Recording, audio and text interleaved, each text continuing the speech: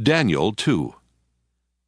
In the 2nd year of Nebuchadnezzar's reign, Nebuchadnezzar dreamed such dreams that his spirit was troubled, and his sleep left him. So the king commanded that the magicians, the enchanters, the sorcerers, and the Chaldeans be summoned to tell the king his dreams. When they came in and stood before the king, he said to them, I have had such a dream that my spirit is troubled by the desire to understand it. The Chaldeans said to the king in Aramaic, O king, live forever. Tell your servants the dream, and we will reveal the interpretation. The king answered the Chaldeans, This is a public decree. If you do not tell me both the dream and its interpretation, you shall be torn limb from limb, and your houses shall be laid in ruins.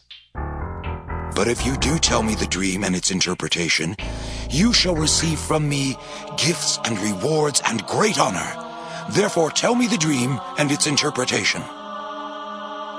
They answered a second time, Let the king first tell his servants the dream. Then we can give its interpretation. The king answered, I know with certainty that you are trying to gain time, because you see I have firmly decreed. If you do not tell me the dream, there is but one verdict for you. You have agreed to speak lying and misleading words to me until things take a turn. Therefore, tell me the dream, and I shall know that you can give me its interpretation.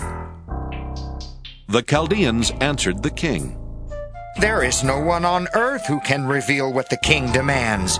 In fact, no king, however great and powerful, has ever asked such a thing of any magician or enchanter or Chaldean. The thing that the king is asking is too difficult, and no one can reveal it to the king except the gods, whose dwelling is not with mortals. Because of this, the king flew into a violent rage and commanded that all the wise men of Babylon be destroyed. The decree was issued, and the wise men were about to be executed, and they looked for Daniel and his companions to execute them. Then Daniel responded with prudence and discretion to Arioch, the king's chief executioner, who had gone out to execute the wise men of Babylon. He asked Arioch, the royal official, Why is the decree of the king so urgent? Arioch then explained the matter to Daniel. So Daniel went in and requested that the king give him time, and he would tell the king the interpretation. Then Daniel went to his home and informed his companions, Hananiah, Mishael, and Azariah, and told them to seek mercy from the God of heaven concerning this mystery, so that Daniel and his companions with the rest of the wise men of Babylon might not perish. Then the mystery was revealed to Daniel in a vision of the night, and Daniel blessed the God of heaven. Daniel said, Blessed be the name of God from age to age, for wisdom and power are his.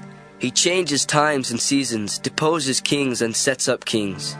He gives wisdom to the wise and knowledge to those who have understanding. He reveals deep and hidden things. He knows what is in the darkness, and light dwells with him. To you, O God of my ancestors, I give thanks and praise, for you have given me wisdom and power, and have now revealed to me what we asked of you. For you have revealed to us what the king ordered. Therefore Daniel went to Arioch, whom the king had appointed to destroy the wise men of Babylon, and said to him, Do not destroy the wise men of Babylon. Bring me in before the king, and I will give the king the interpretation. Then Arioch quickly brought Daniel before the king, and said to him, I have found among the exiles from Judah a man who can tell the king the interpretation. The king said to Daniel, whose name was Belteshazzar, Are you able to tell me the dream that I have seen and its interpretation? Daniel answered the king, No wise men, enchanters, magicians, or diviners can show to the king the mystery that the king is asking. But there is a God in heaven who reveals mysteries, and he has disclosed to King Nebuchadnezzar what will happen at the end of days. Your dream and the visions of your head as you lay in bed were these. To you, O king, as you lay in bed, came thoughts of what would be hereafter, and the revealer of mysteries disclosed to you what is to be. But as for me, this mystery has not been revealed to me because of any wisdom that I have more than any other living being. but in order that the interpretation may be known to the king, and that you may understand the thoughts of your mind. You were looking, O king, and lo, there was a great statue. The statue was huge, its brilliance extraordinary. It was standing before you, and its appearance was frightening. The head of that statue was of fine gold, its chest and arms of silver, its middle and thighs of bronze, its legs of iron, its feet partly of iron and partly of clay. As you looked on, a stone was cut out, not by human hands, and it struck the statue on its feet of iron and clay, and broke them in pieces. Then the iron, the clay, the bronze, the silver, and the gold were all broken in pieces, and became like the chaff of the summer threshing floors. And the wind carried them away, so that not a trace of them could be found. But the stone that struck the statue became a great mountain and filled the whole earth. This was the dream. Now we will tell the king its interpretation.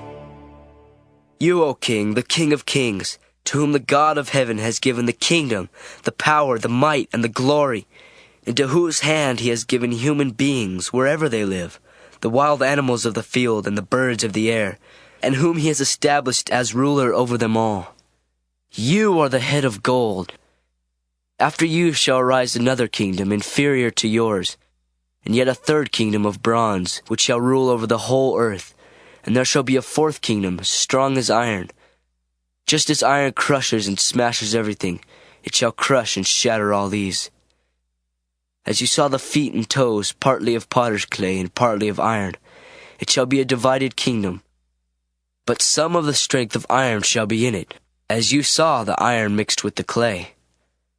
As the toes of the feet were part iron and part clay, so the kingdom shall be partly strong and partly brittle.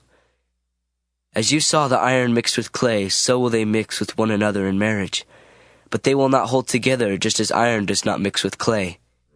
And in the days of those kings the God of heaven will set up a kingdom that shall never be destroyed, nor shall this kingdom be left to another people.